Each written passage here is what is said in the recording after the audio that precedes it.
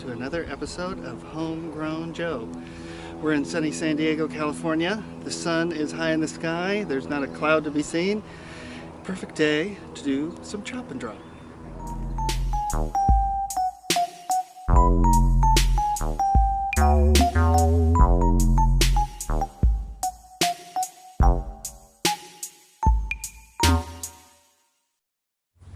What is chop and drop, you may ask? Well, it's a permaculture technique where we mimic the way a forest falls. So, when you're walking in the forest, do you see little gnomes watering the ground? You may think wood elves and dwarves are sulking around the forest, raking up all the leaves and fallen branches, but in actuality, they're staying in place and they're rotting. So one way that we can mimic a forest is to bring in organic material and lay it in layers on top of your soil like we have done here. Here you can see the ubiquitous San Diego ice plant at the bottom layer. And above it we have layers of grass, layers of chicken poop and manure that I've thrown out, layering it up all in an effort to cover that bare soil. So we have our chop and drop, then we have our trees growing through, we got our fruit trees over there. We can see that we've introduced some vining ground cover species, this nasturtium, and this is all in an effort to keep the sun from cooking away those nutrients and cooking away that water, because we want our plants to have it. Here we can see a classic San Diego situation. We've got a thin layer of ice plant with a little bit of weeds and different grasses and short-lived annuals that grow. And we're not going to get much topsoil building in a situation like this. It would take thousands of years to build a thick kind of forest floor material out of this stuff. So we're helping nature. We're giving her a helping hand and fast tracking this area into fertile land by laying down all this organic material. Okay, coming in hot with a fresh load of chop and drop, ready to haul it up the hill.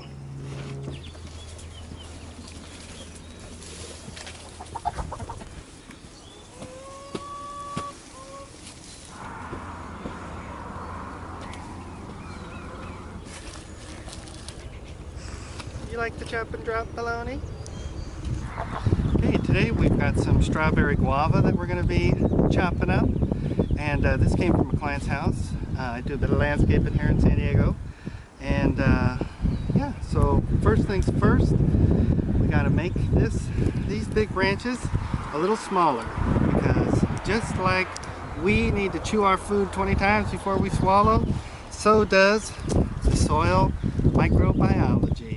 And my favorite tool for the job, old lockjaw. Okay, here she is. Every family's got one of these tucked away in a shed somewhere. A classic old rusty machete. Hey, what are you doing, boy? You can see this thing has even been used to stir paint in the past. Classic. Go! This thing will definitely give you tetanus. You're not going to bring this into your kitchen and use your nice whetstone on it. So what we have here is a rasp. And this thing is taking off tons of metal, but it's going to sharpen it real quick. Let me show you how to do that.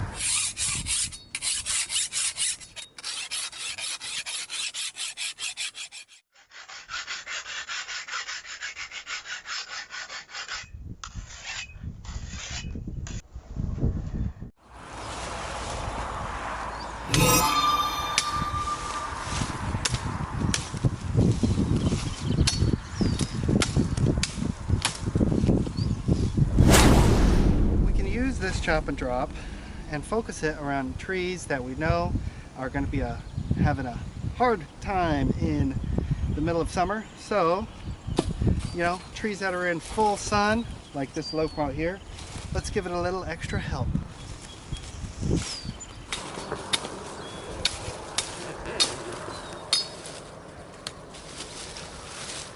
I've taken all these big branches and saved them till the end.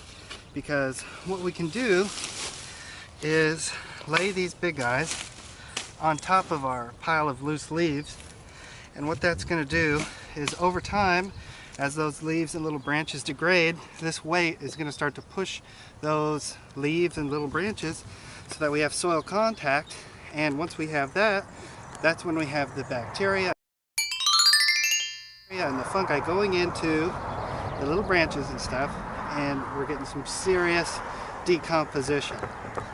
If you're not like me and you don't have tons of organic material coming in anyway, that you're saving yourself from dumping at the dump by dumping it at your yard, then you can use whatever plants you have existing on the property. Here we have a huge acacia tree, and I've been chopping and dropping this guy for a long time. You can see many years ago I even took off some really big branches, and you can use whatever you have at your property. The criteria are, does it contain cellulose that can be eaten and digested by fungi and bacteria?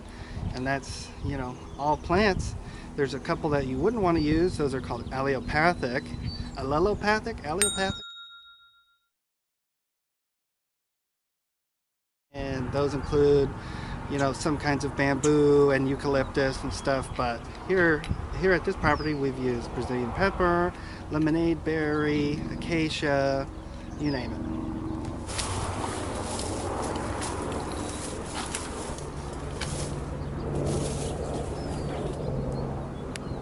Some trees I've even trained to specifically use for chop and drop and other stuff. So these, I've cut this big tree down right here. You can see its base. This is a Brazilian pepper.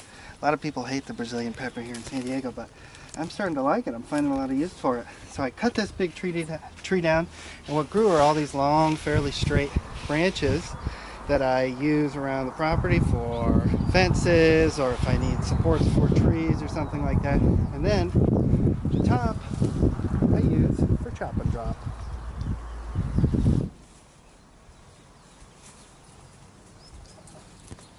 Here we are by the coffee cake persimmon, and this is an older chop and drop we did maybe about 1.5 years ago, and it's had almost 2 rainy seasons now to, you know, get really soaked with water and start to biodegrade. Let's take a look.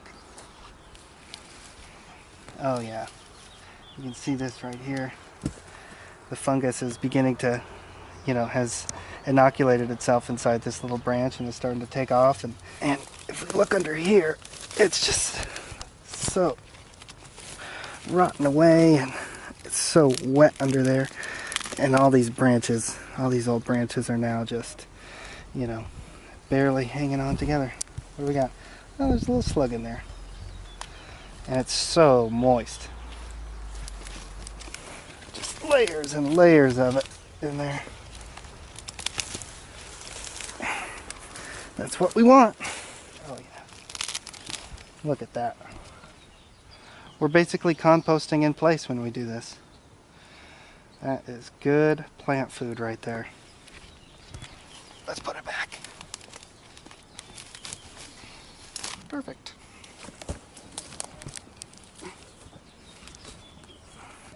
We recently moved the chicken coop to an area where we had done some pretty thick chop and drop, and they've had a hell of a time digging through here, eating all the bugs and stuff.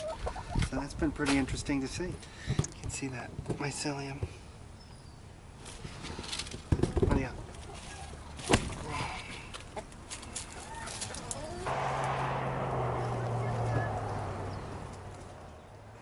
Thank you for joining us on another episode of Homegrown Joe.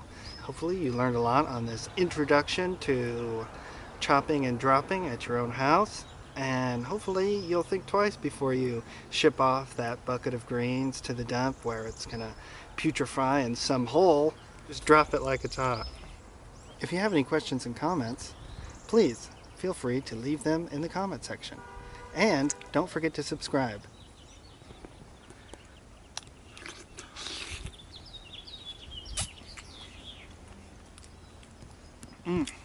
First flow quad of the year. It's a little tart, to be honest.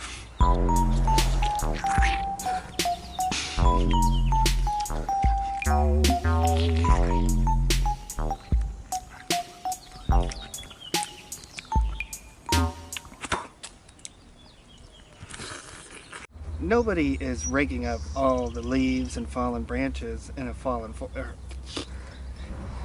no